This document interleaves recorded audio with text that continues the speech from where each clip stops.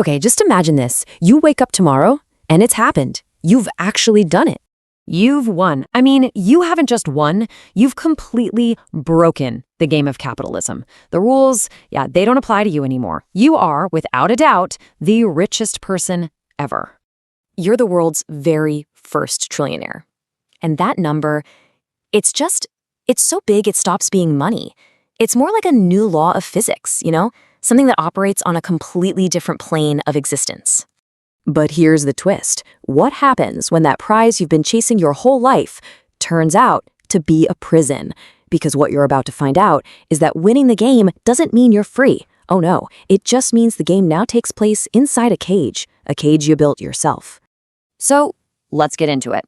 The first thing you've got to wrap your head around is that this isn't just, more money. It's like a different state of matter. It completely changes the rules of how you interact with the entire world.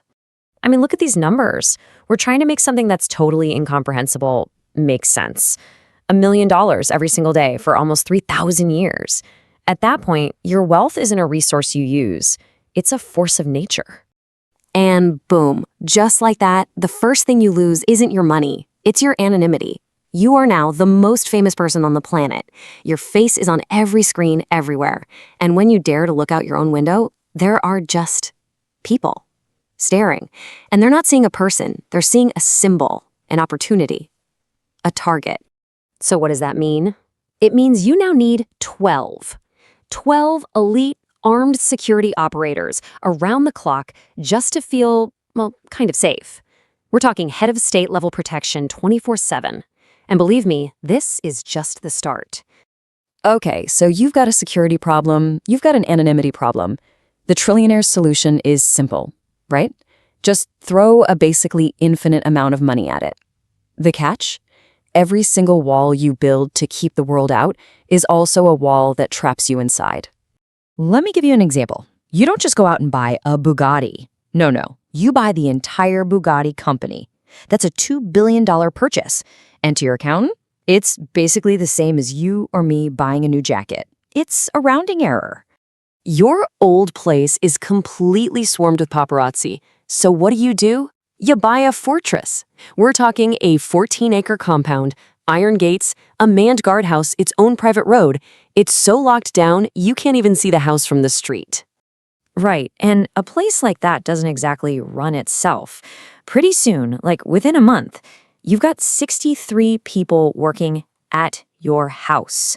Not for your company, for your house. Chefs, gardeners, IT guys, for the crazy security system. You got an assistant who has her own assistant? You see what's happening?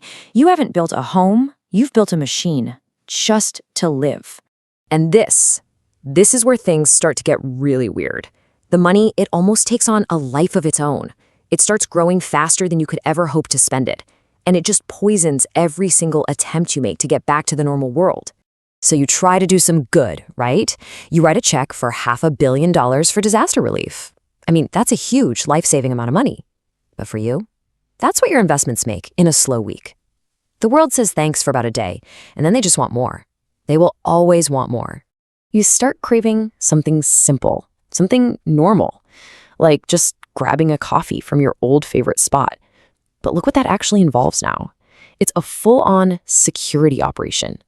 The moment you step inside, the entire place just stops. The air changes. Every single person in that room stops living their life to stare at yours. And that right there, that's the real problem, isn't it? The coffee, it tastes exactly the same, but everything around it is completely different. You can buy anything you want, but you can never ever get back the normal, authentic experience. The world is now a stage, and you're the only one on it. And this feeling of being disconnected, it's not just with strangers in a coffee shop. It starts to creep in and corrode the most important things you have left, your actual relationships with people you've known for years. Think about it. You invite your old college roommate over, right? Your friendship was built on arguing about movies, about politics, real stuff. And now he's careful. He just agrees with everything you say, laughs at jokes that aren't even funny. He won't challenge you on anything. And the friendship just dies. Because how can you be real with someone when there's a $1 trillion elephant sitting between you? Meanwhile, the rest of the world starts coming for you, but through the legal system. The lawsuits, they just don't stop. They're relentless. Old business partners, people you've never even met. They all see one thing: the deepest pocket on earth. And yeah, they are more than willing to lie to get a piece of it. So this is your new normal, a $40 million a year legal budget just to fight off lies. And you can't just settle to make them go away because that's like ringing a dinner bell for 5 more lawsuits. It's a battle you can't win. In all of this, the walls, the fake friendships, the lawsuits, it all leads to the final stage. The isolation turns inward. It starts to poison the very last real connections you have left. You find out your brother is struggling, so you do what you think is right. You send him money. Millions. Enough to fix everything. And what do you get back? Silence. Not even a thank you. Your act of love was seen as an act of power, and it creates this chasm between you that no conversation can cross. You try to have a family dinner. You fly everyone in on your jet. You pay for everything. And where is he? Sitting at the far end of this massive table. He won't even look at you. The money didn't bring you closer. It just bought you a bigger room to be farther apart in. And then comes the final betrayal. It comes from inside your own walls. There's a leak. Someone you trust, someone on your staff, has been selling stories to the tabloids. And it turns out it's Linda, the housekeeper. You just stand there and watch from a window as security walks her off the property. Your fortress. It's been breached from the inside. So, this is it. It's 3 a.m. You're just walking through your own house. The 60-seat movie theater? Empty. The library? Empty. These long, vast hallways, completely empty. Over 60 people work here during the day, but you're the only one who actually lives here, and you've never felt more alone. In the dead silence of the house, there's no life, no human sound at all. Just one single persistent sound. A faint mechanical hum. It's the security camera, its lens turning to follow you. The system you built to keep you safe is now your only companion. So you won. You won the whole game. And now you're a prisoner in your own trophy room. The only question left hanging in the air is, if this is what winning looks like, what was the prize, really?